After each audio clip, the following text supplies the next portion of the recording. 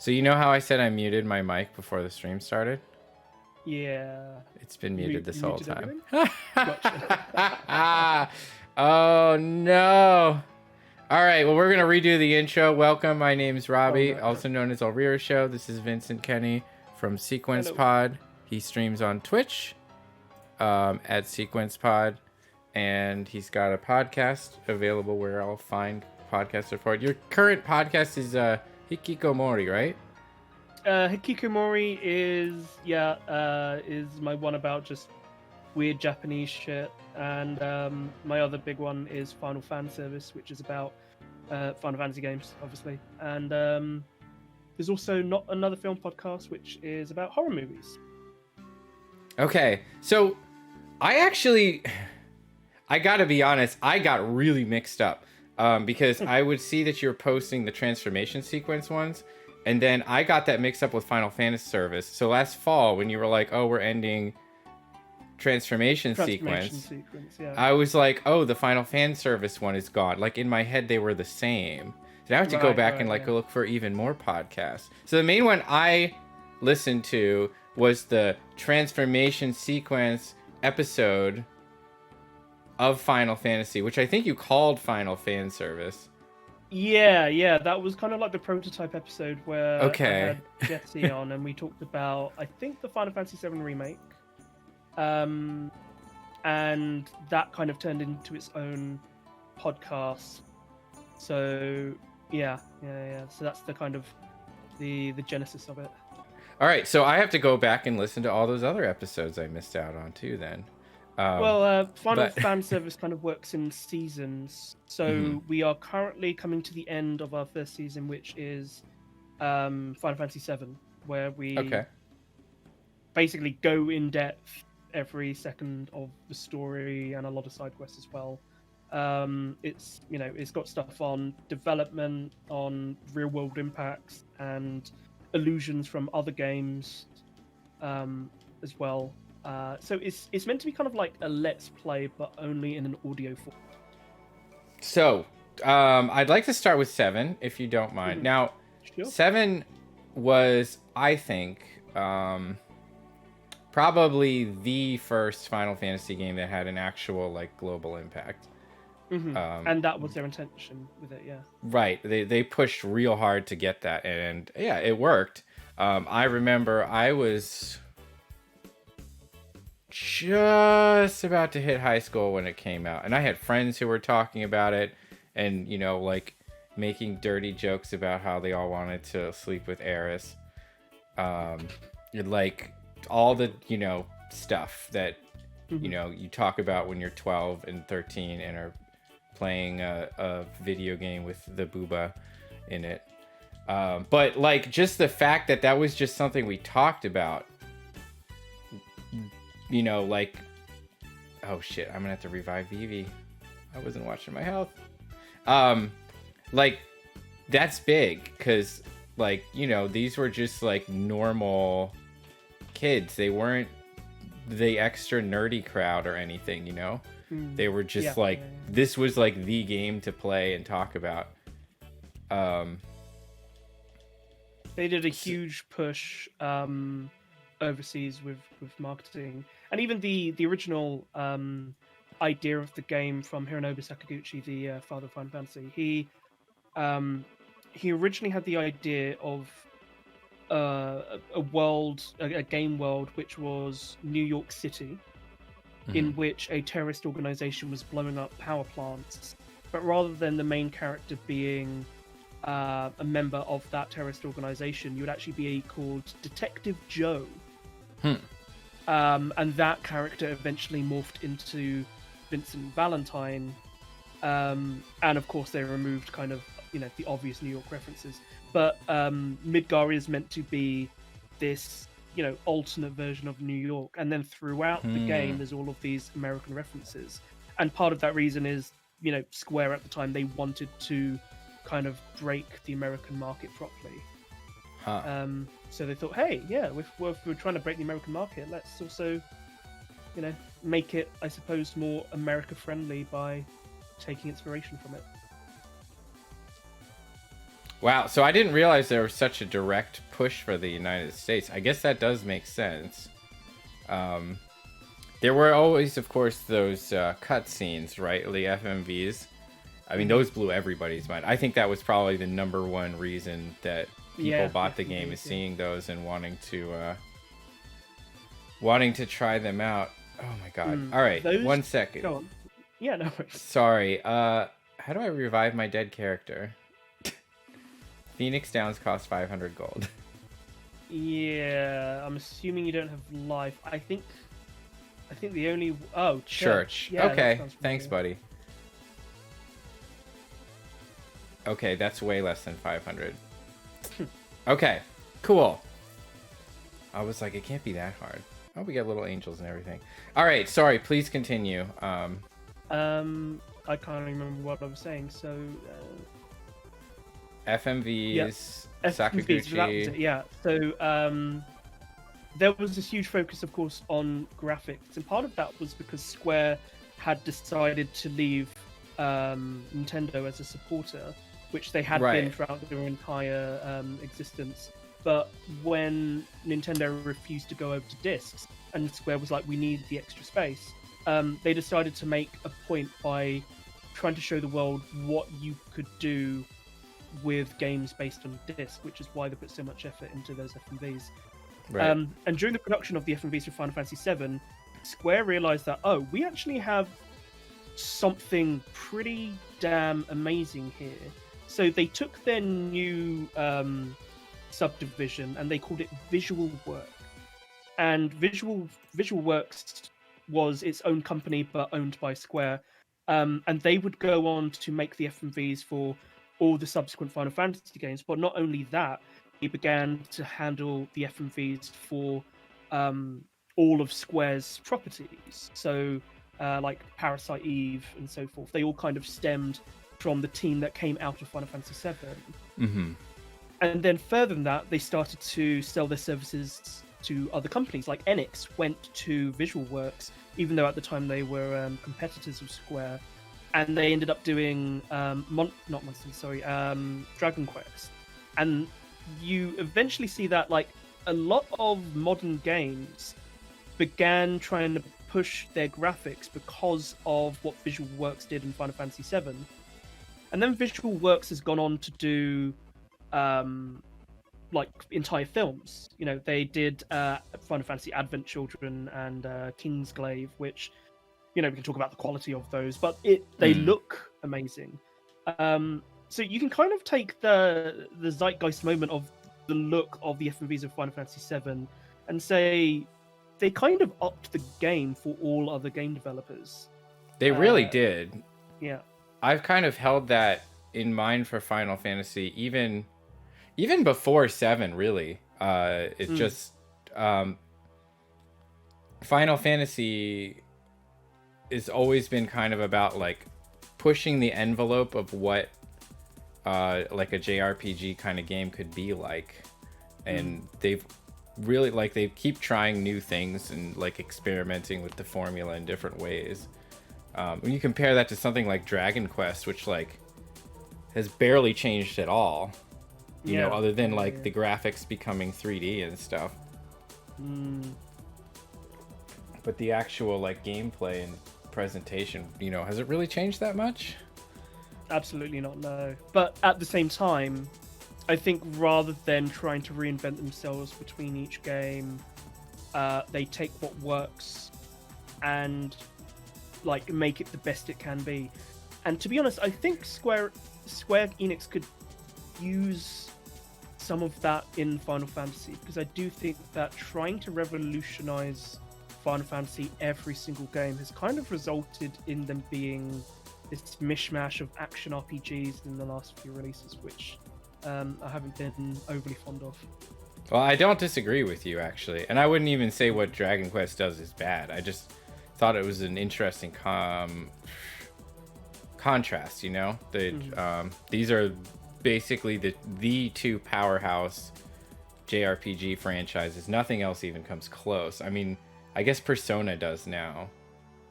Yeah. But other than that, like really, if you're And I think that's something a lot of people forget, because most of the time, the people getting on streams and talking on Reddit to talk about JRPGs are like really into it, which, as you should be, because they're awesome. But it's really easy to forget that there is a massive, massive market outside of like just like us who know all the like the deep cuts, right? Yeah. You know, we know the difference between tails and trails, and like most people haven't even heard of these, but everybody knows what Final Fantasy is. Most people know what Dragon Quest is, and I guess, like I said, Persona is up there too now, or getting there. But their approaches are very different. Yeah. Well, Square's doing relatively well financially, so at the moment, at least, they've had some very dire times. So I guess it must be working for them. It's just kind of I do feel like a lot of their decisions are made by committee rather than sticking to an artistic vision, which is what I think made the like the 7, 8, and 9 series so strong, and 10 as well, and 4, 5, and 6 as well. There was that period of like 10, 12, 15 years where they were really just cranking out hit after hit. Oh yeah. I mean, I was sorely disappointed because I had just started getting into Final Fantasy back when I think it was announced that what's his name? I mean, like, you know, a bunch of the original staff that had worked on all the previous games were leaving. And that would be 2002. Yeah, I think so. Yeah, I mean, it was shortly after. I think they were still working on. Was it? So I think 10 had just come 10, out. Yeah, a lot of them left. That is for some very interesting reasons, mainly because Hironobu Sakaguchi, he could do no wrong by that point. And so Square said, we want to make a movie. And so they gave everything to Hironobu Sakaguchi.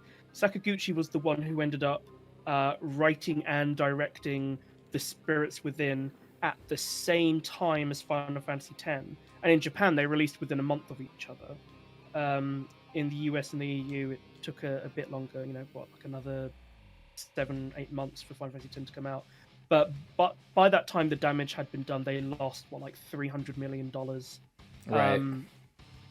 And someone had to take the blame for that. And Sakaguchi, I mean, yeah, he was the leader, probably right for him to take the blame. But they have this kind of attitude where, okay, big fuck up like that, you're just gone. So Sakaguchi left Square. Square was forced to merge with Enix, and then all of their decisions seemed to be designed to generate as much money to recoup their losses as possible, which is why we had the Final Fantasy VII compilation universe. They were just trying to capitalize on any franchise they could possibly have. To capitalize on the brand. Okay, I want to push back a tiny bit because I've looked into that aspect a little bit, and I've actually come to move away from the whole Spirits Within forced Square to merge with Enix. I did think that originally for a long time, but after looking into it, it kind of looks like the merger was already in discussion before Spirits Within came out. And from what it looks like, the failure of the movie actually almost killed the merger, because Square was so insolvent at that point that Enix was afraid to take them on. Honestly, that actually makes a lot of sense to me. And it was actually the cash infusion from Sony that more or less saved the company and the merger, which, you know, then led to what we have now. And also why, even to this day, you know, Square still prioritizes their relationship with Sony over a lot of other companies, I think.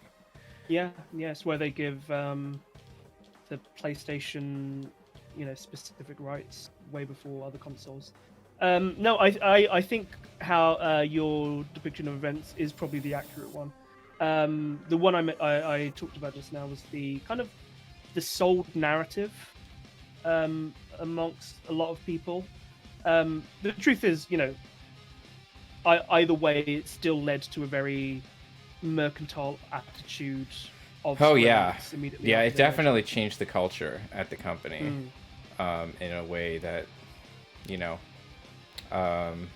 it killed a lot of my interest in playing the later Final Fantasy games. Yeah, they really tried to saturate the market, and at the time I was like, "Wow, this is great! Finally, I'm getting all of these Final Fantasy spin-off games," and they just have not held up at all. Yeah, they feel, I don't know. And the thing is, it's so hard for me to tell because so many of these were like during my formative years, so to speak. So like everything makes a huge impression on you. If you like find something you love, you really love it. Which kind of makes it harder to judge objectively. But I can go back and like pop Final Fantasy IX into the PS1, and that intro music starts and the cutscene starts, and like I'm already emotional. I have not had that happen for any of the modern Square Enix titles in that way.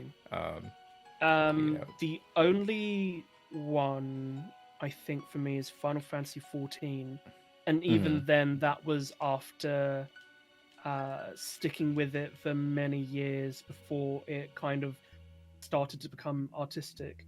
And I would kind of argue that each expansion of the Final Fantasy XIV storyline should be seen as its own Final Fantasy game in its own right. Like, Stormblood and Shadowbringers and Endwalker coming up. And I do think that the narrative in those games rival old school Final Fantasy in its enjoyment. The rating in it is incredibly smart and nuanced. I've heard really good things about it. I just don't know if I can handle that time commitment. It is a big time commitment. Yeah. I've played Final Fantasy XI for a while with a friend. I still have my subscription.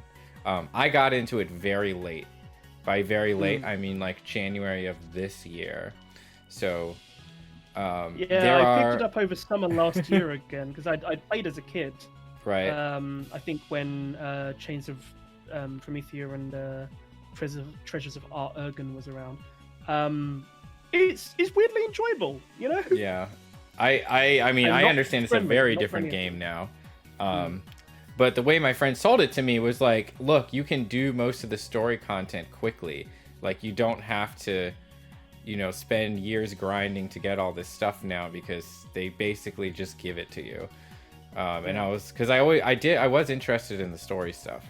So that was enough to get me into it, and we've had fun. I think one thing I really enjoyed about it that I haven't had from any Final Fantasy game before, and I can't say if 14 is like this or not because I don't know, but kind of like the feeling that you're not special in that game. You're like one of like a lot of people. You have a job to do, but so does everyone else, and you're just sort of just like living in this world that's gonna keep going without you, so to speak. And it was like a neat take for me for a Final Fantasy game because like RPGs in general don't do that well.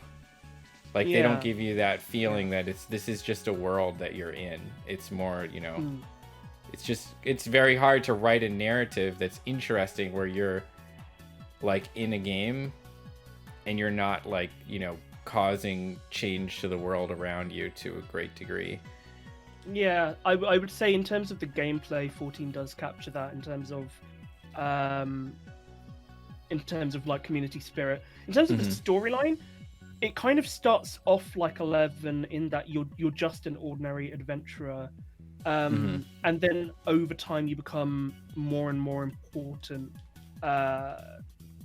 But it does kind of feel like your character isn't just the special boy who just everyone loves, like Bella Swan in Twilight. The warrior of light that you play, like earns it every step of the way. You know, they lose stuff, they gain stuff, and so I think it is probably the storyline at the moment is much more akin to a classic Final Fantasy of you are playing someone who is kind of destined and is changing the world and saving the world. But it feels like it's earned that by many years of storyline coming out, you know, every few months, evolving your character who is voiceless, right? They don't speak, and yet there's this huge amount of characterization to the point where the Warrior of Light does feel like a character now, despite never saying anything. All right, I'm gonna be honest. I was never one of those people who complained about having a voiceless protagonist. Like, I would say the only time I felt it was weird was seeing it in Dragon Quest XI because it sticks out so much. But like Link in Legend of Zelda, no, he should never those speak. games, No, God, no. like yeah, just like it doesn't. You know, not every game needs voice acting, and I kind of think some games are dragged down by it. Sometimes, yeah. I do think that it is really like a case-by-case basis in terms of whether or not it needs voice acting. I've always loved in the Persona games that your main character is that silent protagonist because they really want you to self-insert yourself into that world. On the other hand, I have played RPGs and games with a voiceless protagonist where I'm like, this feels so pointless. You could have just given me just a normal narrative because the character is constantly needing to have a personality here, but they just don't. Yeah. But yeah, like stuff like Legend of Zelda, no, never give me Link talking. That's absurd. I'm just remembering the voice Link from the cartoons. Excuse me, There we go. princess. Oh God. I can't wait to bomb some Dodongos. That's what we need. Nintendo puts it out. When, they're like, this is what you Netflix wanted, was you going fucks. to do it. Yeah. If the Netflix deal went through, I reckon they would have given a voice to Link, and I think it would have been probably similar to that original one. I would have loved that. It's the only Honestly, that would have acceptable been voice. amazing. Yeah, I mean, I don't think I think what I said, like what I meant was it can drag down a game, and it is very easy to fall into that trap, especially games with a lot of dialogue. Because I think a lot of people like to cite Morrowind as an example, the Elder Scrolls game, Right. Yeah. because that one did not have voice acting, and it was kind of the last Elder Scrolls game that didn't. And it had tons and tons and tons and tons of really complex interactions and stories. And then they had to cut down a lot of it for the later games because you just can't have that many varied lines when they all have to be voiced. It just doesn't work. Agreed. Yeah, absolutely agreed. Meanwhile, you have games with more set interactions. I think it can work great. I don't know if you've played the Xenoblade Chronicles, but that's one of my top JRPGs of all time, and that has amazing really voice me how work. much I ended up enjoying that. Yeah, it does. Yeah. Well, some of the lines can be, I'm really feeling it. But it's so charming that you just look over it, and plus all the like the big emotional scenes really hit home. Because they're so well directed. Yeah, and it's two. pretty shocking actually, especially for like a Nintendo published game. How brutal some of the storyline can get sometimes. Yeah, I'm currently playing through Xenoblade Chronicles 2, and it's very much more anime. Oh God! Which is kind of what I careful. Like the opposite about that. I liked. No. I agree with you, but like, you're gonna get the weebs coming out of the woodwork. You can't call it anime. All the Xenoblade games are anime. And when people say this is anime, what they mean is like this is like really generic, like shonen anime that doesn't really feel like, when it comes to like some of the voice work and the art style, it doesn't feel inspired the same way. Yeah, and the art style is just frankly weird in that, like, in the first one, everyone had the same body proportions. Right. In the second one, certain characters, like the main character and the cat girl, look like anime characters, and then they'll just be standing next to like a random NPC who will be shaped like a human. And it kind of feels like playing Sonic Adventure 1 again, being Sonic standing next to a dude with a hat. Well, they had pretty guest artists work on all the like blades you can get. So they had like a big cast of like different people working on the different blades, which is a big part of the reason why it you can definitely is like that. Yeah. I it was an interesting idea, but yeah, I don't think it worked out that well. Like, it's not bad. I actually think, I think in terms of story, two. I have you finished it? I've not. No. Okay, well, I'm not going to say too much, but I will say that overall, I think the story, is the more interesting one, but the execution is like way more all over the place. You know what I mean? Like, if I was just reading a plot synopsis of both games, I'd see the one of two, and I'm like, wow, that's way more interesting. But the execution, like the way it's told, the acting, the voice, it's just like tonally, it's all over the place. You have like, you know, like there's so many weird like shots and stuff. Like you see Mithra talking about something really serious, and the camera's like zooming across her tits, and you're just like, okay, all right, we're doing this. Like, yeah, that it does feel super lewd and gross, which again I did not need. Right. Oh. All right, sorry. I have a tendency to derail conversations. I'm probably like the world's worst interviewer. So like, let's get back to Final Fantasy VII. So we talked a little bit about like what it was like coming out. If you feel up for it, can you give me kind of like I just really want to hear your synopsis of like the plot, like this happens and this happens and this happens, if that's something you're up for. I don't of which Final Fantasy 7. All right, like I literally it was so long, and then it sort of like everything started to run together towards the end. I loved every second of it, but there was just like so much. This is the thing I love most and hate most about Final Fantasy games is they save so much of the like lore revelations towards the end of the game that I start not being able to keep track of them anymore. I think seven storytelling style actually works because a lot of the revelations are sprinkled throughout the game. By the end of it, it's not so much about revelation. The last big one is kind of like Cloud's real identity, which is a little bit away from the end of the game. So if you want me to summarize 7, so spoilers obviously. Right. The theme of Final Fantasy VII is environmentalism and capitalism, and it is a world in which it is endgame capitalism, where they are literally trading the future of the planet they stand on for immediate gain.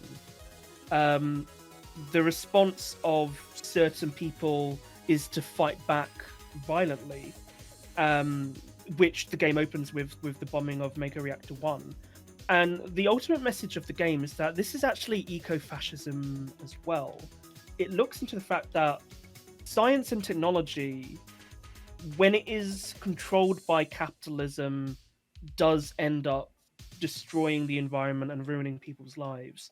But you cannot be a Luddite entirely and completely remove all that. It's very similar to Princess Mononoke in this regard, and that whole worldview of like, yes, you need to live with nature, but we are now in a world in which we do need to consider people's quality of life and health along with nature, and it is certainly not impossible to kind of meld the two. So it's a condemnation, of course, of capitalism, of Shinra, but it's also a condemnation as well of the attitude that Barrett Wallace and Avalanche has at the beginning of the game as well. It's very, the middle path, that kind of Zen Buddhism approach, which I appreciate enormously.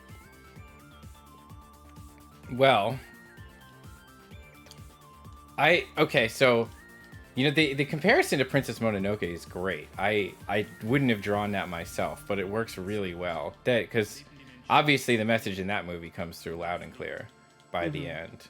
So I love that. Yeah. Do you ever feel? Go on. Yeah. Do you ever feel that some of these anti-capitalist messages coming from these, probably inherently capitalist systems? Well, yeah. Well, they're coming out from basically really big businesses that, and one of the most commercialized and like commodified cultures on Earth, short of like Western capitalism. Like, do you ever feel like that cheapens the message a little bit? Because then, like, sometimes it feels like they can't take it far enough. Because it's almost like the message always ends up being like, we can have a little capitalism as a treat. Like, it would be great if Final Fantasy VII was a gateway drug into reading about socialism that got people into reading Engels and other philosophers. I would say that it isn't. I don't think it leads people to socialism or to be more responsible. I mean, like, think about how many people played Final Fantasy VII and then go on to become, a Bitcoin farmer, for instance. I just had a conversation with somebody recently. He's like, I don't like capitalism. And then he's like, big companies screw up our environment. And then he's like, and I just bought a GPU and I'm going to mine Bitcoin. And I'm like, okay. I don't really know where to start. Compartmentalization, yeah. I mean, I think they just I try to be very charitable because a lot of people just don't think about this stuff. Like, they don't even realize it. So, but yeah, no, I just wonder how much. I mean, we see it all the time. Gundam's anti-war message is probably the worst way to convey an anti-war message you could possibly have. For example, Final Fantasy VII and environmentalism. Like, I always find the messages really interesting. But the messages are interesting. I think it makes for wonderful narratives. Yeah. Is it a creative endeavor's responsibility to be like 100% aligned to its message? I don't think so. Like, I think in terms of what Final Fantasy VII was trying to be, I don't think it was trying to revolutionize people or wake people up. Oh no, I think it's social commentary, right? And some window dressing, interesting setting and stuff. I would say the problem is so Square Enix has recently announced that they're getting into NFTs. Oh, I think I heard about that. Yeah, I mean, these big companies are now, and like, that is kind of sickening. I would say if they made a Final Fantasy VII NFT, that would be fucking problematic.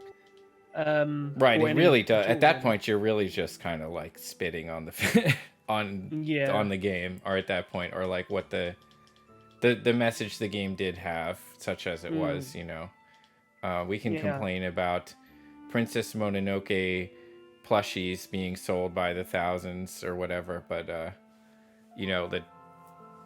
like, that's a little bit further than that. When you're taking, you're basically like, we're gonna create this thing that has zero real world function, like not even the function of like giving somebody something cuddly to hold that reminds them of something they like. Like, it's literally just burning down forests to say you own something, and like, that's it. Yep. Oh, yep. All right. Well, fuck. On that point, who's your favorite character in 7? In 7, Tifa Lockhart, hands down. Okay. She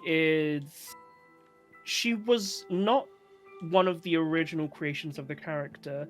At some point, when the developers decided that Eris should die in the narrative, they took some of her attributes and were like, we want to make this other character. And she was originally a background character and came to the front. I think the writing of Tifa's character is some of the best character work they've ever done, in that Tifa is flawed and makes mistakes, but her motivations are clear and understandable 100% of the way. So that when you're trying to understand why Tifa is behaving a certain way, the player kind of thinks, yeah, I'd probably end up doing that too. Yes, it hasn't got a great outcome, but it'd be so hard to do anything else. They made her extremely human and vulnerable, and tough at the same time. And she does so in a way that doesn't feel performative. Like I think a lot of other video game pinup girls are. Yes, maybe Tetsuya Nomura did go a bit crazy with her design. That being said, I don't hate it, you know. Like the original design. The Like original design. Yeah, the remake design is actually pretty damn solid. Although they did make her face kind of a bit childish and young, which she was always kind of sold more as the motherly type, and they made her look kind of childish in that kind of way. Either way, though, yeah, she is one of the best written characters in the entire series. Okay. She was one of my favorites. I liked her dynamic with Barrett a lot. So that made Barrett also like they were like my top two. I kind of just liked how they had this relationship where they were just kind of like looking out for each other.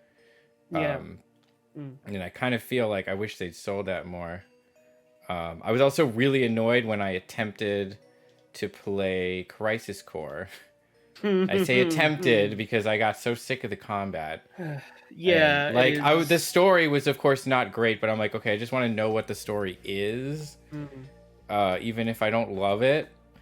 But the combat was just not executed well. Repetitive. You can kind of see the framework of Kingdom Hearts. I haven't even played Kingdom Hearts. Should I play Kingdom Hearts? No, Kingdom Hearts.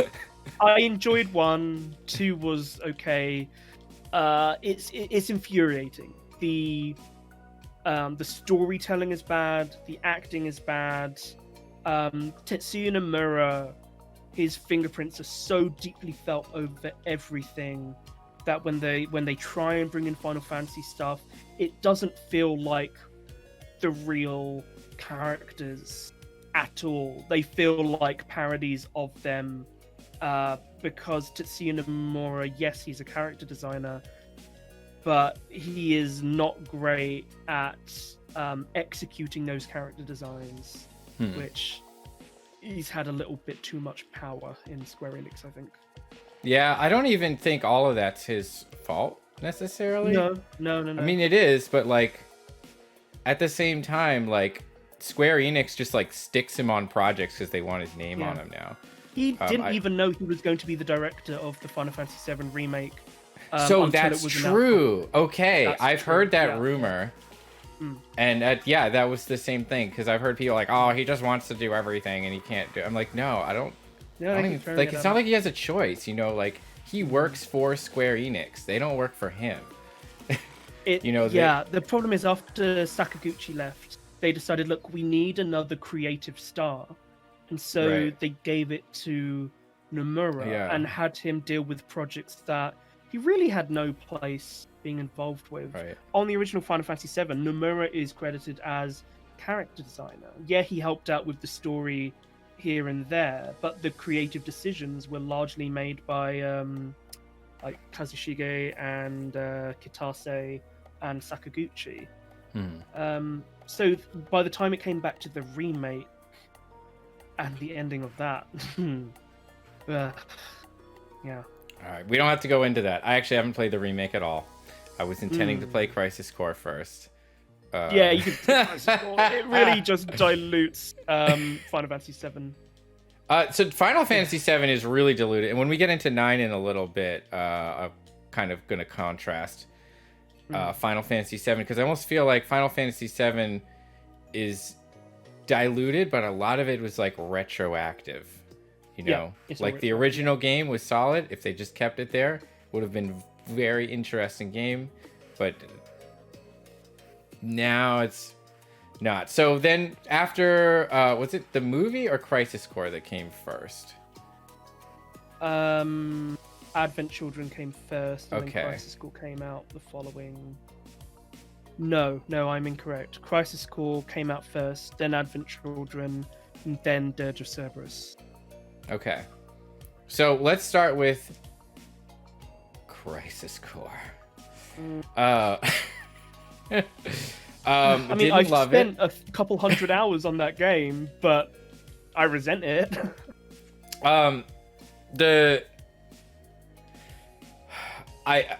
This is going to be kind of a theme throughout this discussion when it comes to the like add-on work for Final Fantasy VII, and media in general. I get the idea of wanting to have a story that takes place before Final Fantasy VII. Especially there's a lot of things that happened before the events of Final Fantasy VII that people would be interested in seeing. I don't like when they will create characters out of whole cloth that have had zero reference to in the original work, like nothing even hinted at, like not even just like a throwaway line that they decided to develop into something later. There's just nothing there, and then those characters play about Genesis and Angeal. Yeah, and then they have those characters play some like massive role in the story, and then you're like, how the fuck did they go from that to like basically they never existed? And they always have some like, oh, it was all covered up, but like no. It just makes the stories to me like less interesting because they put all the focus on that when there's other characters that we could see. They throw in Yuffie for a little bit, like as a little like, hey, look, it's Yuffie. Which didn't need to be there. She was just super annoying. Right, but then like no Barrett. No Barrett, yeah. No, like none of the characters. Though, is when they take pre-existing characters and then they act completely differently. They completely mischaracterize them from the original to fit this new narrative. All right, so who's the worst? The worst example. The worst, Sung, head of the Turks in Final Fantasy VII. In Crisis Core, he's just kind of like he's quiet, he's moody, but he's really got a good heart. Like, they really try so hard to reform Song as a character in all of the extra works. In Advent Children, he's alive and apparently working for the good guys now. In Crisis Core, he helps Zack out by any means necessary. But then when you play the original Final Fantasy VII, he was a kidnapping murderer who hit Aeris in the face as well. And it just feels like, oh, the fans apparently like Sung. Well, we're going to try and reform him to show that he wasn't such a bad guy after all. Which is frustrating. Okay, what did you think of the characterization of Aerith? Or Aerith? Or did they call her Aerith by then? I can't remember. Yeah, they tried to correct it and call her Aerith, but I am an originalist, and yes, I know Aerith is technically incorrect, but I think it sounds much nicer. Aerith does sound nicer. I actually agree with you. But regardless, like, so what did you think of her characterization in that game? Terrible? First of all, look, I know a lot of people loved the idea of playing as Zack. And yeah, I love Zack in Crisis Core as a human. I mean, sometimes he's a bit too annoying. But I think it was a mistake to take a character who in Final Fantasy VII, his entire existence was meant to be this hidden, shadowy figure in the background of the story. And then by focusing on him, they had to make him too much of a protagonist. So they tried to explore the relationship between Zack and Aerith, and how it plays out in Crisis Core is that this 20-year-old dude is hitting on a 14-year-old girl. Wait, is that really her age? Yeah, she's 14 in Crisis Core. Okay. Now, I'll be clear. The canon ages in this game are just fucking weird, and it's another thing about having the teenage protagonist that all of these games have, and then trying to make prequels, and then having the same characters. Mm-hmm.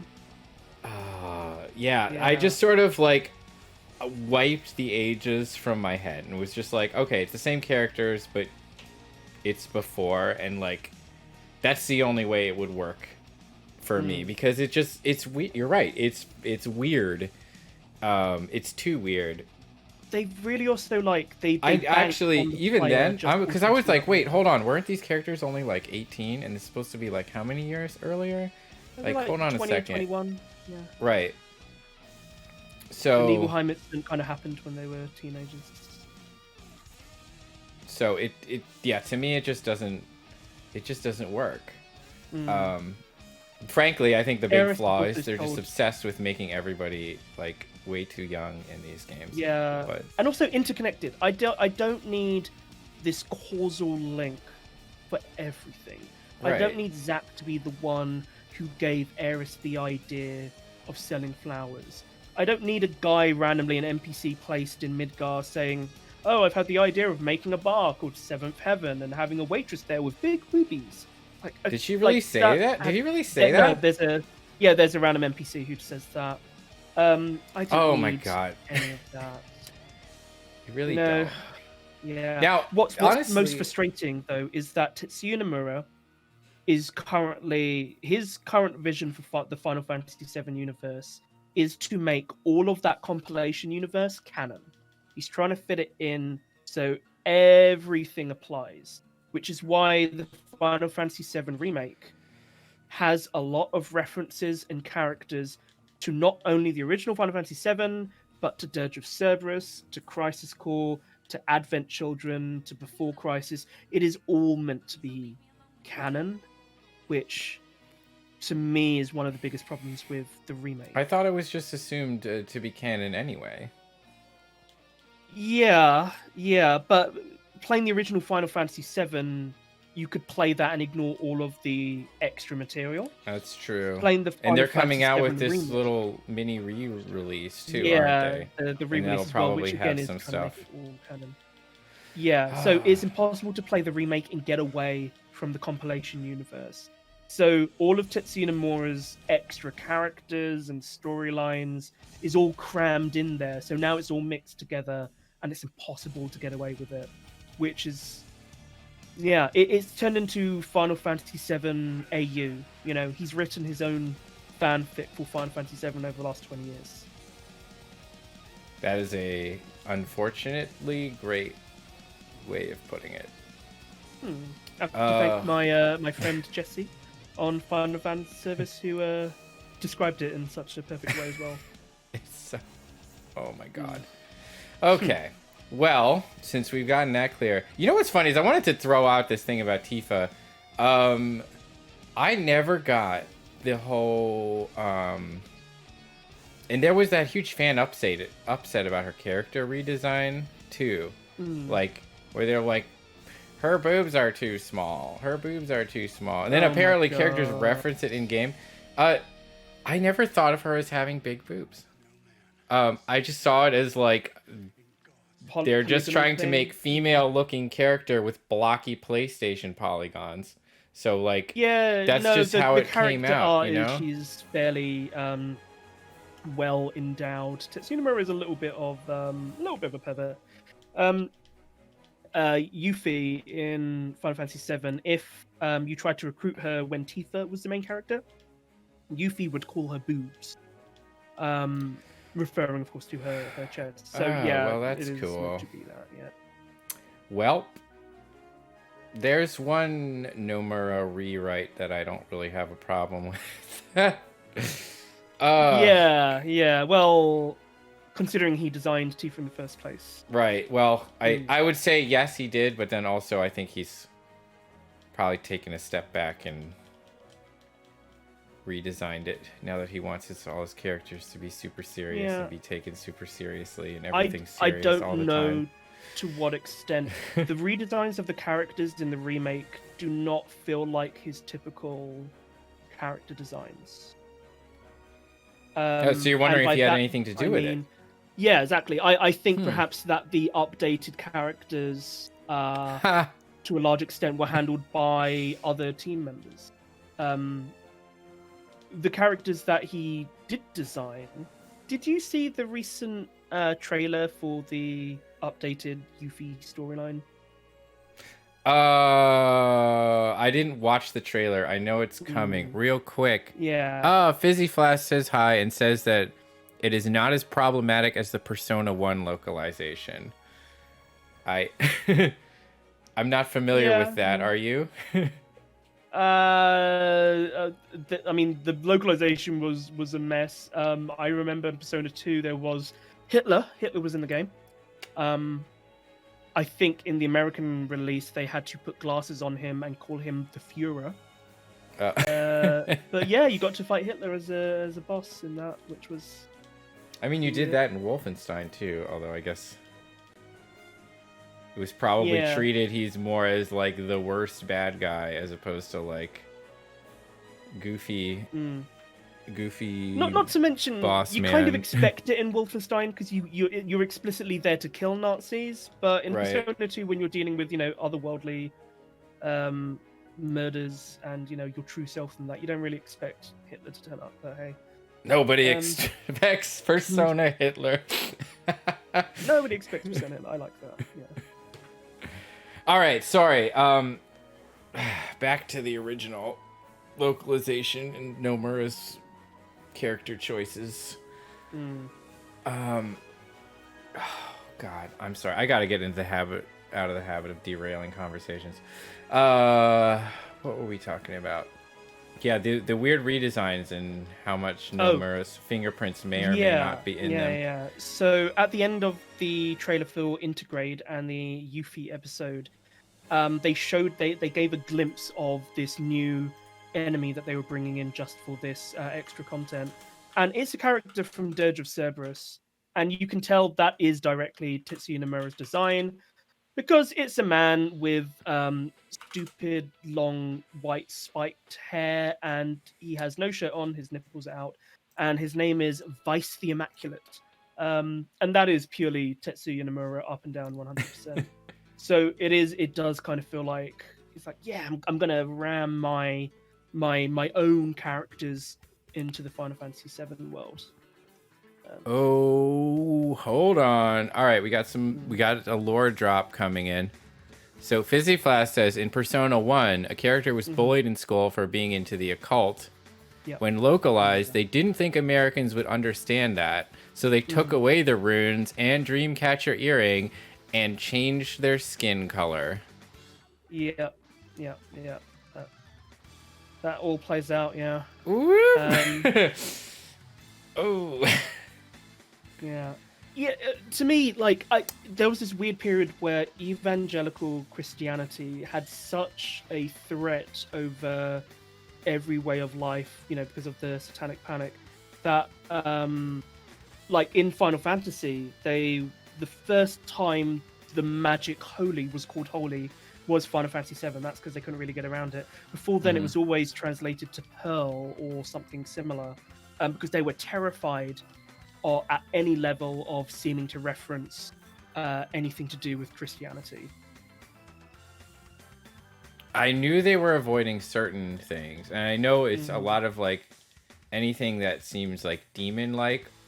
Yeah. Like I think they also try to stay away from, particularly if it was like a character that's supposed to be good. I don't know if that's specific. I don't know how much of that specifically relates to Final Fantasy, but I know a lot of other games would do things like that. They did have to change a little bit here and there. I will say though, it is kind of gratifying to me to see how little anyone gives a fuck about that these days. Thus showing the weakening influence of religion over our lives. and the allowing of greater artistic expression and freedom.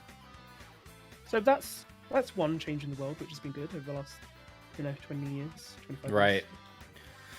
Yeah, there's always just the question of, all right, what's going to become taboo instead?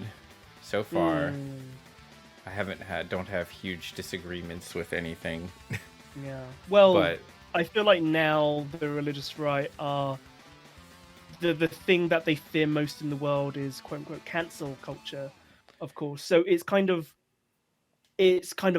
any objection to any awful behavior whatsoever is their new thing. Yeah, which won't work. It cannot work, possibly. Yeah, I honestly just don't use the word cancel culture. It's become so... No, I'd never use it either. It's become so... Well, the thing is, I think there's legit criticisms to be had for certain people's tendency, especially online, for going well out of their way to attack people for things they often don't even fully understand. Or public shaming, Public shaming, exactly. Or things that, like... I think one of the best quotes I've heard about it is, like, the thing you have to remember about quote-unquote cancel culture, this is from the quote, so I'm not going to, like... I'm just going to use the term, is it only works on people who care about your opinion in the first place. Which means the worst kind of people, the people you most want, like, deplatformed, or the people you most want to stop what they're doing, are never going to care. So you can really only direct your harm at people who care in the first place. And that means by necessity, you're a lot of times going to be often, especially depending on how far you take it. And let's be clear, Twitter's not exactly good at moderating a response to something. You're oftentimes damaging people who are probably doing way more good than harm in terms of what they do. The worst backlashes I've seen against the worst figures, those people came out fine, The people the right will often go like, oh, we were being canceled. I still have my, like, $1 million book deal and stuff, but I was canceled, you guys. Someone called me mean names. Oh, God, what was that guy's name? The terrible dude who came out as a pederast. Jenna Marbles, for sure. No, he was a piece of shit. Milo Yiannopoulos. Milo Yiannopoulos, yeah, that dickhead. Yeah. He's now, like, constantly out of money. That being, and also, like, he just cannot find work because. But again, that was only because he came out as a pederast. None of his other racist, sexist, awful dialogue was able to get him quote unquote cancelled. It was literally that he finally touched upon the subject that was too sponsors far. Finally would take away money for. That guy, I know. I honestly have no idea what he believes. He's just he's a class one grifter. He feels like a shallow psychopath who just latches onto ideas to get. He'll say whatever he thinks will get him a profit. That's why he's on this whole. I'm an ex-gay now, and I'm taking conversion therapy, and it totally works, you guys. That's his latest, like, angle to try to, like, get back in with the right, because the left isn't going to give him anything. Fizzy Flash says Shin Megami Tensei took a while to get over here. The first one was localized was Demi Kids for the Game Boy Color, which was incredibly censored in terms of names, which makes sense because it was, like, heavily about demons, wasn't it? Yeah. And then these days we have, people using the Satan persona to kill God, which is try censoring that. That'd be very hard to censor. Oh. So, we got through Crisis Core vaguely. I feel like that topic has run its course. How you think about Advent Children? Absolutely terrible, but still really enjoyable to watch because it's complete trash. It looks great. Advent Children, gosh, it didn't do as much harm to the lore, mainly because it's harder to do that in, like, a 2-hour movie than Crisis Core or Dirge of Cerberus. I liked some of the fights. You know, I don't think they characterized Cloud particularly well. They made him way too maudlin and moody, when his actual characters are kind of goofy sometimes as well. And like, yeah, it was trying. There was that like early 2000s aesthetic, right, of black leather and grey and white hair. Yeah. It's one of those films that means nothing really. Yeah, I think my biggest issue with it is I think I differ a little bit from you in terms of quote unquote harm it did to the franchise. I think it diluted the franchise more than Crisis Core did, in my opinion. The reason I think this is a much wider reach, wider reach, but also no matter what happened before Final Fantasy VII in Crisis Core, it's all gone by the time Final Fantasy VII starts. It's just like we get some backstory, but it doesn't really affect the actual characters you play as much. Whereas what happens afterward reminds me of just how they just can't, people who constantly make sequels to things, you just can't let your characters move on. It, you know, like Cloud's still tortured. Now he's got some like horrible illness. You know, like he's what was at least sort of implied to be that he, you know, goes off to sort of try to rebuild his own life with Tifa and stuff, and now he's just some like vagrant. Like he turns emotionally abusive to her, but yeah, it's just like they just, I don't know, it just kind of felt like, why can't you leave these characters alone? Like, you could have a threat come up, but just, like, why do you have to, like, set it up in, like, the most depressing way you can think of? Nomura as well, who wrote the film, and it just along with Kazushige, they made Barrett an oil baron, right? They're trying to find a replacement for Mako. Right. And so the original message of Final Fantasy VII was, like, Mako was basically a stand-in for fossil fuels.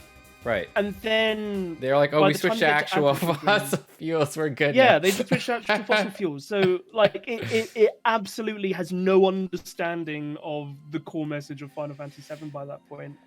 Also, all the superhero stuff when they're like flying through the air in incredible speeds, like that, it felt like I didn't need this. I didn't need the Matrix stuff.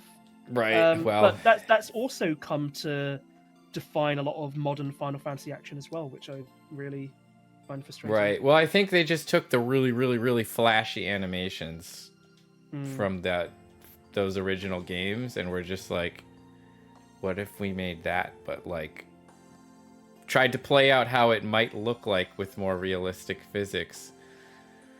Yeah, the realistic physics thing. It was better than the Monster Hunter movie, says Fizzy Flask. Oh my god, I just remembered that, yeah. Debatable. But yeah, probably.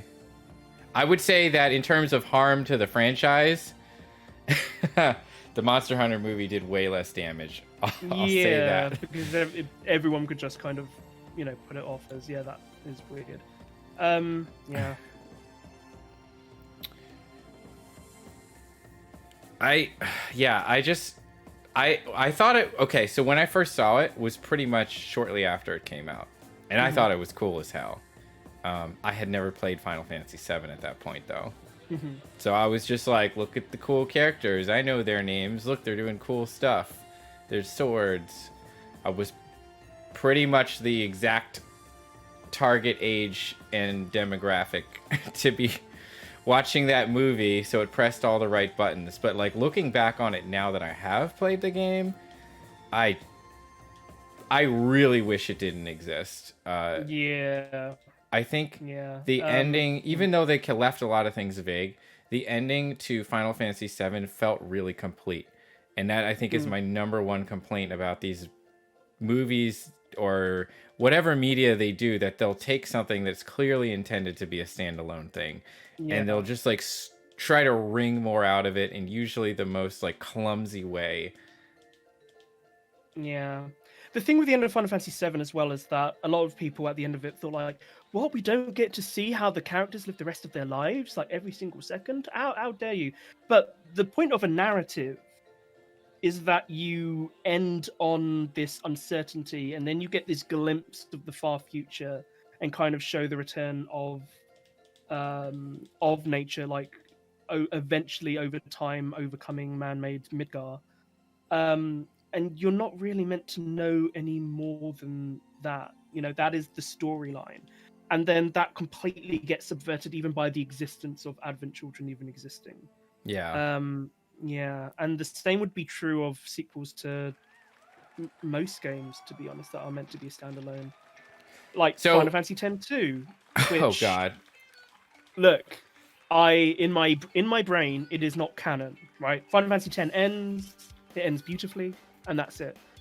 That's not to say I don't like Final Fantasy X-2, because it is dumb as hell and like unenjoyable in some places, but I still really enjoy it. You know, I just in my brain, I'm just like that. Just is fan fiction. It's the only way I can enjoy it. That's fair. So Fizzy says he remembers Dirge of Cerberus being pretty cumbersome too. Now I haven't played Dirge of Cerberus, but I think that's a good step to move on to from where we were. Dirge of Cerberus came out after Advent Children, right? Advent Children, yeah. It was set 2 years after. It basically tried to be the continuation of the aesthetic of Advent Children in a kind of way. Now focusing on Vincent Valentine, it is a kind of like a mindless shooter in terms of its action. The storyline, the performances, it is all pretty abysmal. All of the characters that Tetsuya Nomura created for it, there are these special soldiers in like under Midgar called Deep Ground, and he went for this color scheme and naming scheme that just drives me up the wall. There's Rosto the Crimson, Azul the Cerulean. Wait, so these are just like red the red and blue the blue. What? Yeah. And then there's what was it? Noir the Blackened and Vice the Immaculate. So, and they all like bear color schemes. But like if you look at the design of Azul the Cerulean, it's just like it reminds me of Dragon Ball GT in character design, because it's like, what if we just drew a bunch of glowing neon lights on a person and had them be this unstoppable force?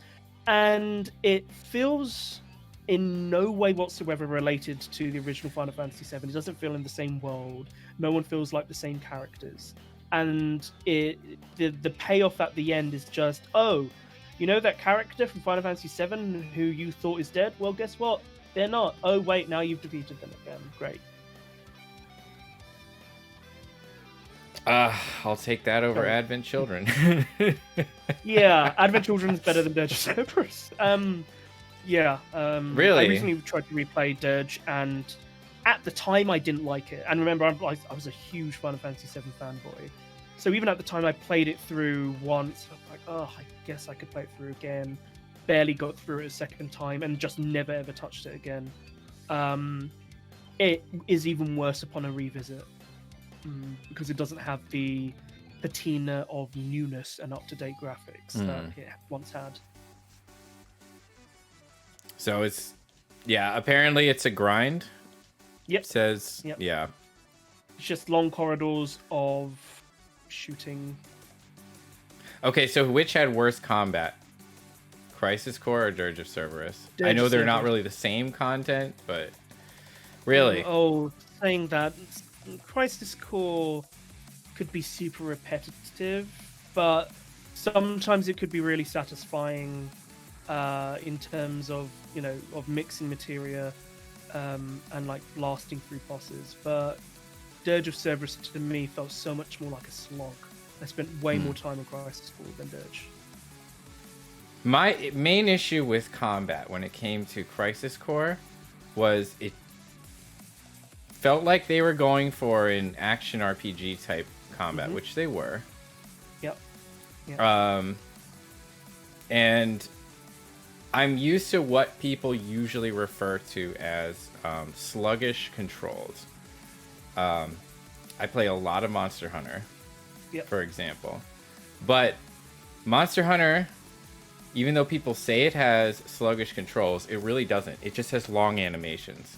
And people aren't used to that because they want to play Devil May Cry.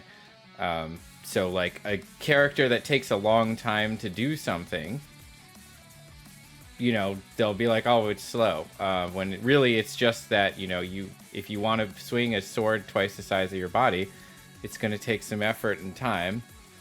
You know, and the different weapons handle differently. My issue with Crisis Core is that one really did have sluggish controls.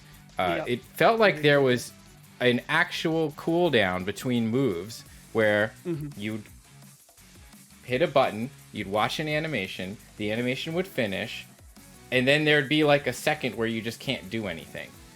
Yeah, you would just kind of stand around for a bit. Yeah. And it was so frustrating because, like I said, I'm used to Monster Hunter, whereas, you know, it might take a long time to do something, but you can tell very clearly when you can do something else. And that's how you kind of learn to get better at it, is you learn the timings and stuff. With Crisis Core, it just felt like, oh, I'm spamming this button. Oh, he's done now. I'm going to start spamming this button. And then once the game will let me, I can start doing this thing. There is no way to react to anything or anticipate anything. It was. Stuff just I found happens. it incredibly frustrating. All right, Dirge of Cerberus. I remember it being like trying to cheese enemies. There were no strategies. It was mostly a movie. There was like half-hour blocks of cutscene, then just muddy, bland landscape with smashing through enemies. Yeah, it looked pretty. Like the graphics in terms of the actual engine was relatively nice, but the actual aesthetic design again felt very much like Advent Children in that it was grey and grim, with a lot of other games in the early 2000s. That kind of Max Payne kind of everything has to be gritty attitude, which I resented. Because Final Fantasy VII, lot of color. Even in Midgard, there was a lot of like neon signs. It was very flashy. Well, we can wrap up our Final Fantasy VII synopsis, I guess, with the remake, which again I haven't played. What are your overall thoughts on the remake? I have deep, complex emotions towards the remake. When I finished the remake, I was so upset I almost cried. I just walked around my room thinking, I cannot believe what they did at the end of that game. There is a certain point in the game, throughout the entire game, there are these weird scenes which weren't in the original, of like these weird like fart clouds that kind of get in everyone's way and kind of annoy you. And it makes all of these huge moments feel enormously contrived. Like you're about to do something and then, oh no, fart clouds come in and stop cloud again. And then by the end, I'm not going to ruin it too much, but it diverges enormously. And the message of the game at the end is meant to be, we are completely breaking away from the original Final Fantasy VII. You cannot expect anything anymore. Like anything can happen. No one is safe. The implication of it is they show glimpses of moments from the original Final Fantasy VII, and the implication is like that's not going to happen anymore. But I think that the makers, like other people other than Tetsuya Nomura, have said, yeah, we're going to roughly follow the same storyline, but change it up. But the big message of it is that Hironobu Sakaguchi, the original game, that story wasn't good enough for us to follow.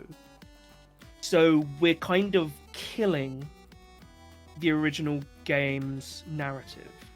It felt enormously insulting to someone who really loved that original game for it to go around and say, actually, that storyline is not worth following anymore. And I'm not looking for the exact same game. For example, the stuff that happens in Wall Market with Cloud getting addressed in order to infiltrate Don Corneo's mansion, that stuff is elevated from the original. They do such an amazing job at creating new characters, creating new story, giving more characterization to people. And then there's just this whole element of these extra fart clouds and what they do to quote unquote fate that is that I think I found really insulting.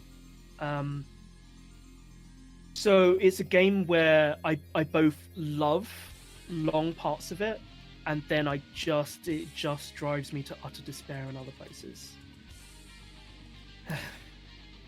Sorry for that. Well, no, you're good. That's why I asked you to come on. So I haven't played the remake at all yet. My understanding of it is roughly the same, though, that they've made some tweaks, and I guess everybody is now like, I almost feel like they literally just did this so everyone's going to be biting their nails to find out what happens to Aerith the second time around, because they're like, oh, if they're going to do that, they're going to do anything, right? I almost feel like they just like decided to do it for that reason.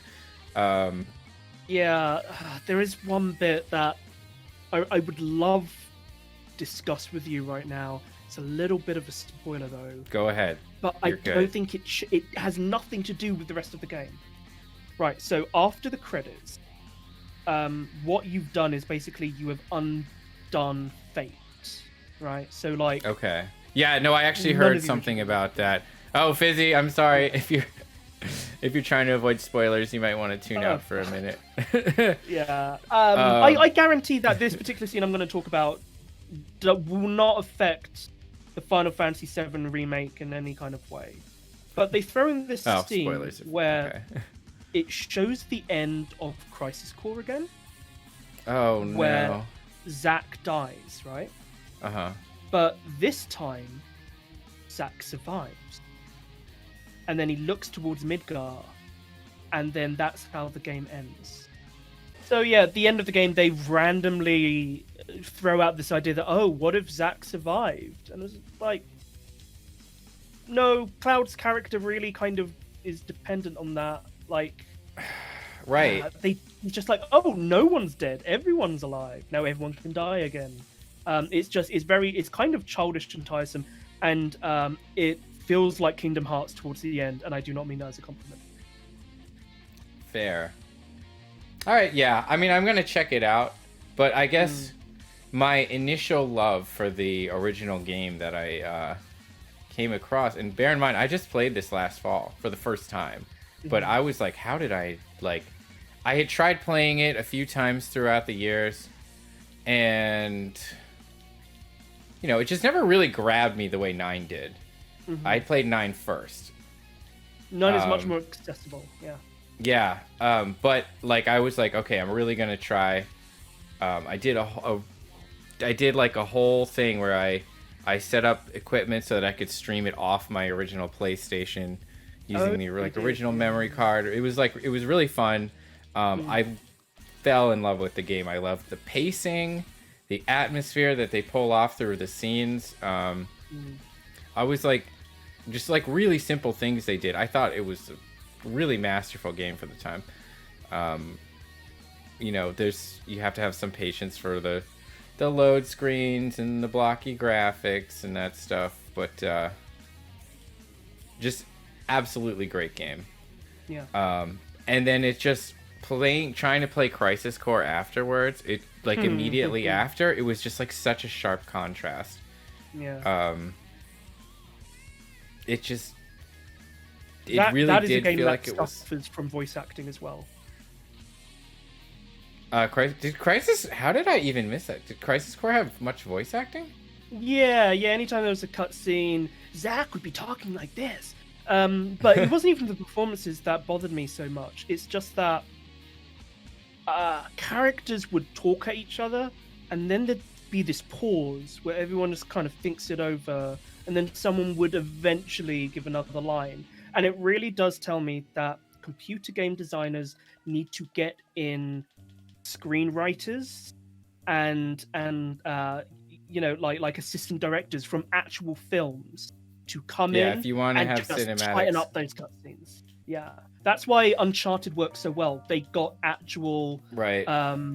screenwriters from films to come in, and that's why everything feels like fast and rapid and effective.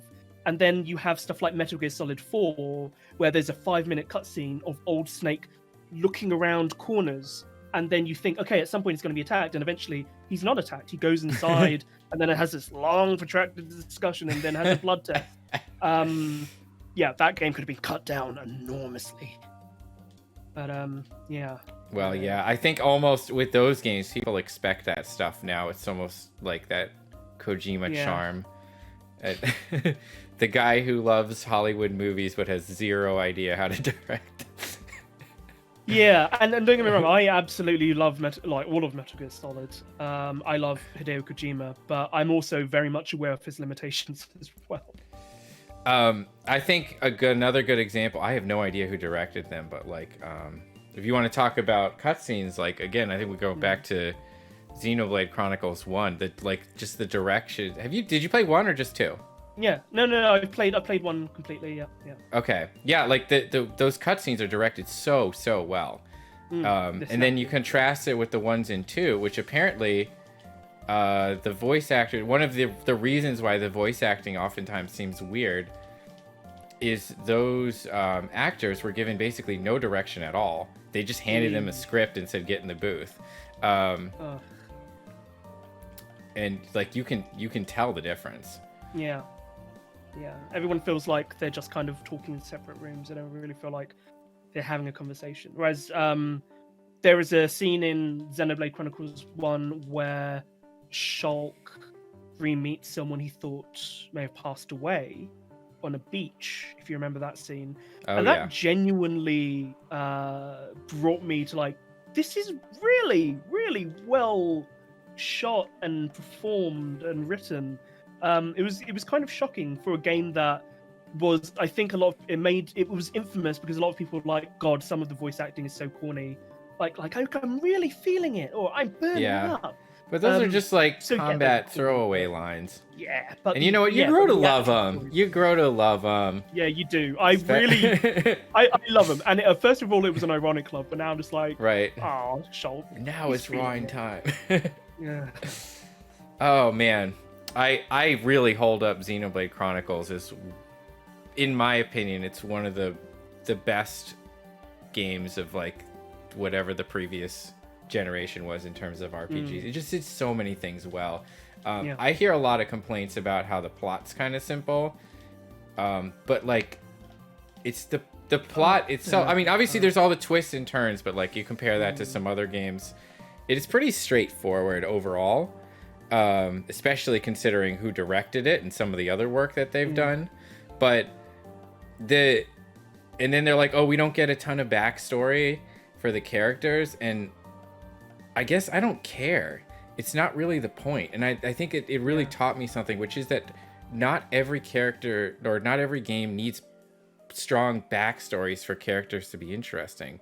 Like as long as you have motivation in the time and place. There's motivation, and then there's just the fact that the characters themselves very convincingly care about each other. The chemistry of the characters is what they really focused on. And they did that brilliantly. Yeah. All of the characters, especially with those heart-to-hearts as well. You get to really when you reunite the characters on the Bionis hand, like I bawl every time. Like it's just so well done, and like they just sell so well, like how worried everybody was about each other, and just like how happy everyone is, and like watching Dunban see 7, we're gonna say, and you know, like all of that, it's done so well. And then you compare it to so many games that they're just like, well, we had an interesting backstory. Okay. I can read about that in the notes, you know? This might be controversial, but I actually think that there is a little bit of that in Final Fantasy IX, which is missing. I don't think it's that controversial. I think Final Fantasy IX, we can get into Final Fantasy IX now. I think 7 has run its course. Sure, yeah. I don't fully disagree. Hmm. So why don't we just start with a synopsis of 9, if you don't mind. Sure. Final Fantasy IX, at the end of the PlayStation 1 era, was meant to be a tribute to old school Final Fantasy games, so it has a ton of references.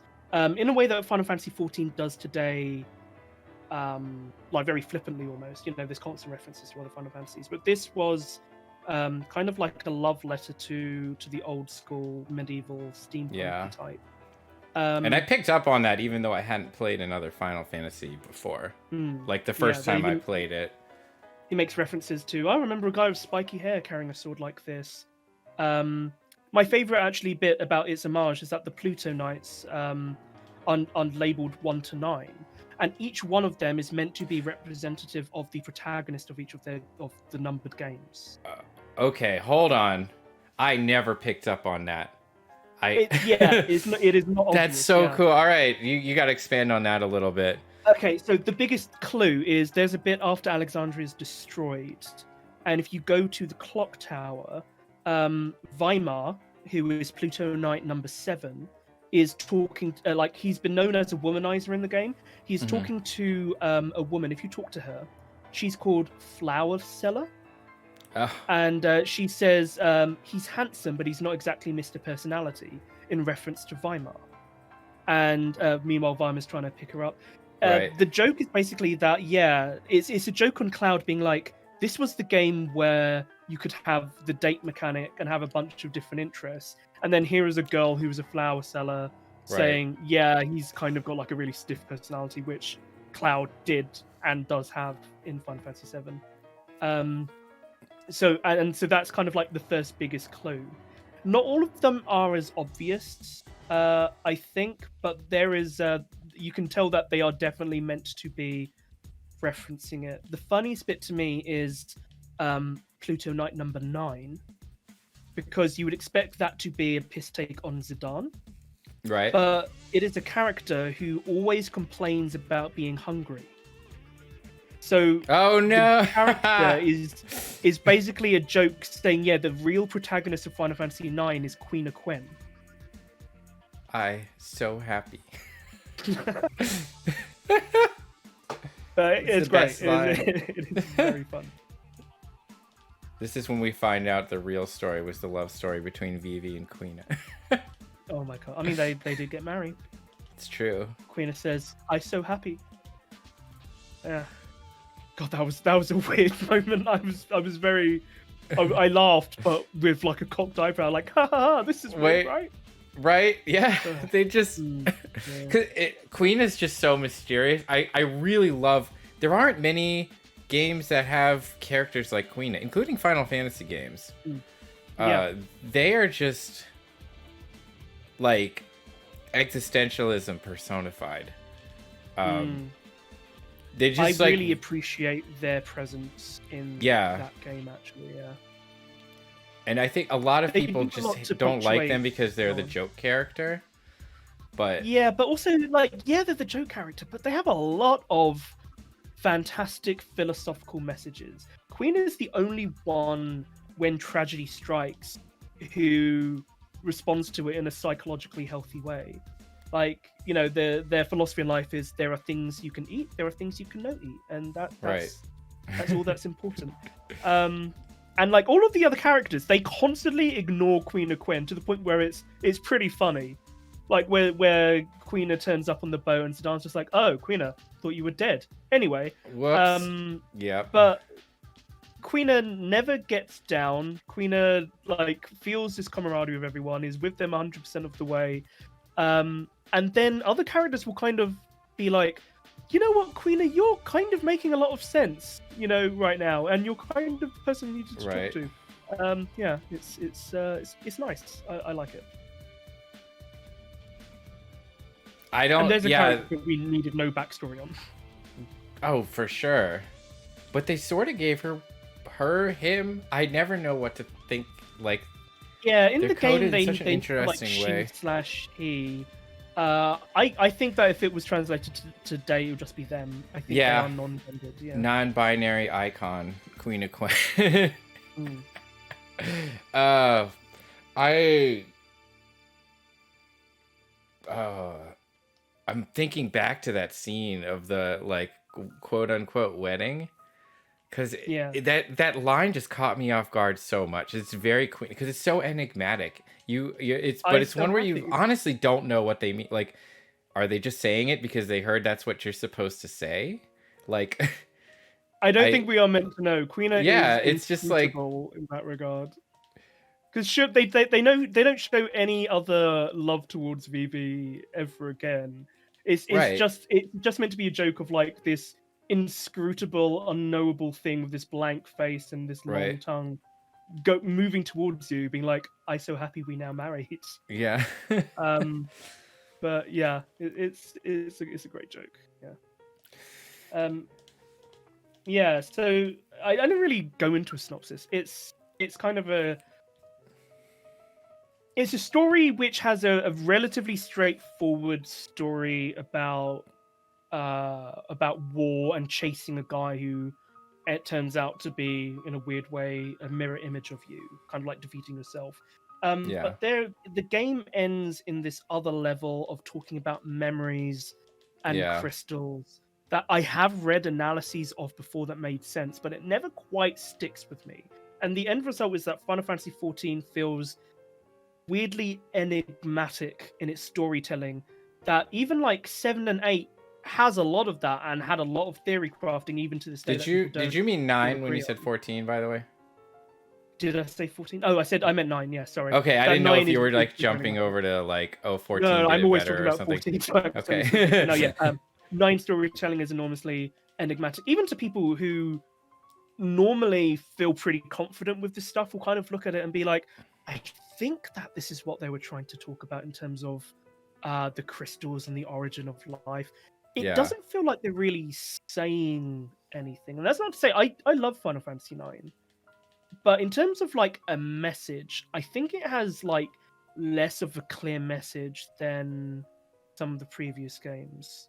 Um, I also think that a couple characters feel tacked on and really lack the attention that they deserved. I'm thinking specifically of Freya and Amaranth because I like the characters and they have these moments, but they're mostly just kind of drop. Like Freya after disc 1 is almost and a little bit of disc 2 is a non-entity in the story.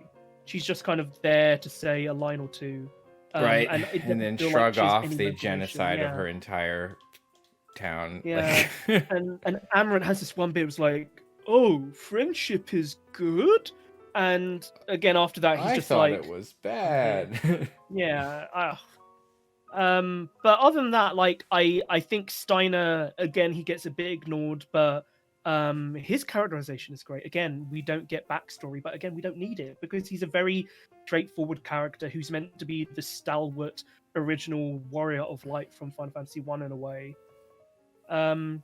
And then you have enormously complicated characters like Vivi, who not only acts as, of course, the classic existential, what does it mean for me to be alive, but also acts as the anima, the shadow figure of Zidane in a way, because it turns out that he's Vivi dealing of his own existential problems acts as a template for Zidane later in the game, so that Zidane always feels in a way to be much more put together and adult than Vivi, when it turns out actually no, Vivi was much better at coping with his own existential crises than Zidane. Which That's an again interesting way of putting it. I mean, I definitely saw the parallels between them. Mm. And Zidane, in a lot of ways, is more worldly, you could say. Mm. So I think you see that very early on as he sort of he does kind of see some of himself in Vivi in a way, and he try to like take him under his wing a little bit. Mm. But then Zidane towards the end, he kind of admits, yeah, I've learned way more from Vivi than Vivi ever learned exactly. from me. And I really love that line. Zidane takes a while for me to like as a character in that game. but when he gets there, he ends up developing really well. Yeah, I agree. He's just, I mean, he starts out, I thought he was cool the first time I played, but you know, he's just like pretty good looking by, you know, Final Fantasy game standards. On women. Yeah, but he's like charismatic, you know. On the butt inappropriately, which was not. Oh god. Yeah, I don't hold that against him. Only because I don't see that as something that probably, like, I see that as something written in because 2000, like, or 1998 Japan anime writing, where like it's just so commonly treated as just like a joke. Yeah, it was a quick and easy cool, way, but like it's not supposed to like depict him as being that irredeemable, whereas like I just feel like I wish I could go into that bit and just remove that one scene. Yeah, it didn't need to be there. In any way. But yeah, I kind of did. I sort of see that as that's the writer's fault. That's not the character's fault, because it doesn't fit. I mean, it fits in that he definitely, you know, is like really interested in hitting on women and, you know, stuff like that. But like it's like a step too far than what his character really is, because he's pretty carefree, and like doing something that would make someone feel that violated isn't something he'd do, I think. And I think they did a big disservice to him by making him do something that we take a lot more seriously now than I think they did then. And I only say that because I've seen so much anime with like boob grabbing and butt grabbing, and it's always laughed off as a joke. I just see the writers just saw that as an extension of the character and didn't really think about, like, to them it isn't a big deal. Whereas we see it now, we're like, holy fuck. Yeah. Like, how can anybody think this was a good idea to write, you know? Yeah, with Zidane, I think you're correct on that. I also think that, I do think it's a part of his personality, but I think that it occurring near the beginning of the game kind of shows that he's kind of a piece of shit. And I think that as a kid, I was like, oh, that's kind of weird, but okay. As an adult, it's of course, you know, reprehensible. But I think the fact that he begins to develop quite enormously through the second disc onwards kind of is meant to be like, yeah, you can be a piece of shit as a kid and kind of grow up and redeem yourself. That being said, I wish it wasn't there, but hey. Sure. Don't we all? But yeah, I think he was a little bit of a, but I kind of just saw him as like a trashy womanizer than less of like a sexual abuser. You know what I mean? Yeah. Like, yeah. I just felt like that was a step too far. Offering massages to young boys, yes. Oh God. Well, so there's Zidane. That ending is an enigma. Do you think that it would have felt like a more complete ending if they had just ended with Kuja? Maybe just made that I actually that final boss just like another phase of Kuja. I don't mind Necron. I actually think in terms of final bosses, it's a nice send up to old Final Fantasies in terms of like Zeramus and Zemus. Of course, the difference between those and like Neo X Death and Zeramus was that they were kind of talked about throughout the game. I think they should have made it more obvious of what Necron actually was.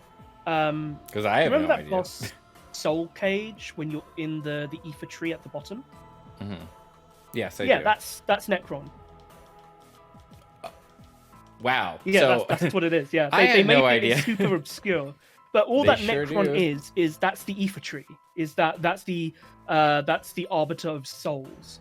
And at that point, now that that Kuja has destroyed the memory crystal, I guess the ether tree is like, all right, well, I've got no more reason to split out souls, so fuck everything, I guess. Again, it's not really well cleared, but I think with a little bit more writing, they could have made that better. But I think that the drama of that moment of the hill of despair, and then the music, that part is going great. into it. That part I is think that is absolutely so great. dramatic that I always get chills kind of playing that bit. That doesn't bother me nearly as much as the rest of Memoria does in terms of its explanation, because it's the very last dungeon in the game, and they're suddenly talking about all the underlying metaphysics that was not a big deal in the game up to this point, which Right. I think is a problem with the writing. Yeah, we didn't need an explanation so far. Why do we need one now? And Saying that, Memoria is fucking beautiful. It's one of the most beautiful. it is, and the dungeons music in is the Final Fantasy haunting, and Mhm. but then the whole truth, they'll be like, "Is this a flashback? Not really. We don't know what it is. You don't know what it is. We're not exactly gonna tell Why you does either." this matter? Yeah, and then you have the voiceovers from Garland, where sometimes he's talking to Zidane, sometimes he's talking to the player. It's like, okay, I get why you would destroy the summoners, but what has it got to do with the crystals? Yeah, and I think every time I would see something and I'm like, wow, that's a really cool thing. It's like, oh, Zidane's experiencing so and so's memories. They're kind of running together, and then they would explicitly say that's not actually what's happening. Do you know what I'm talking about? Like, it just kind of felt like they just were like trying to subvert too much.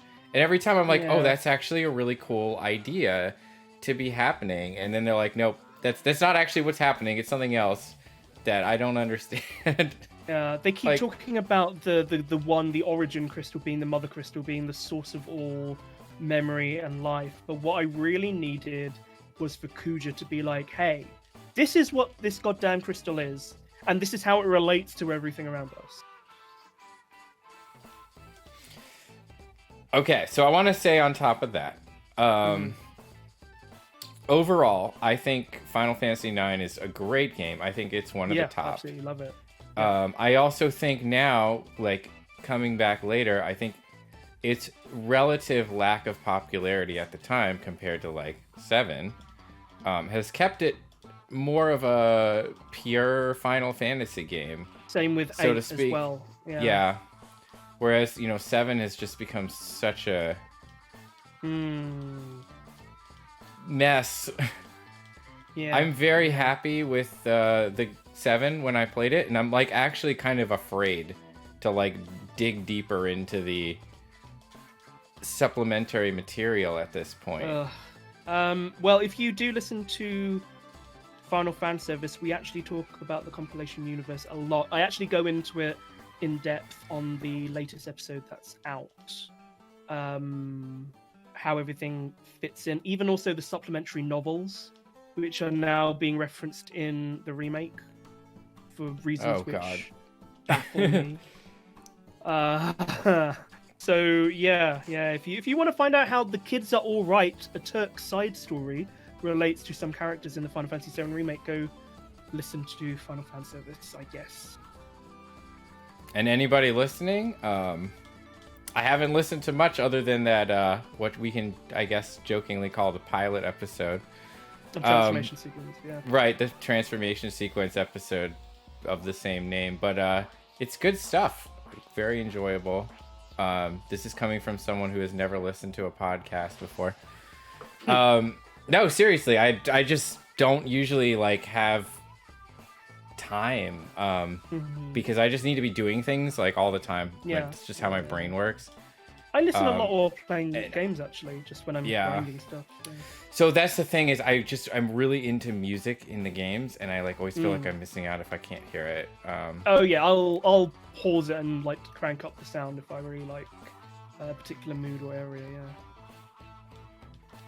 And the games that I choose too, like, are usually heavily reliant on like atmosphere and mood and stuff. So I always feel like I'm taking something away if I'm not like dimming the lights and turning off any other exterior noises and just like getting lost in it. But I think it's partially just the games I play, you know? Like right now I'm just,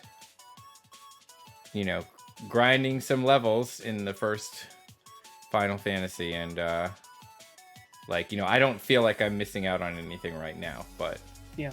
with a lot of games, I definitely, even if I've played it 100 times, like every aspect of it is important. And I think it's why I don't actually play as many games as some other people do, because it's nothing I can generally just do while I'm doing other things. Unlike, I think a lot of people will just do that. But I need the whole thing. Even playing something like Monster Hunter, I have trouble without the music and the whole experience.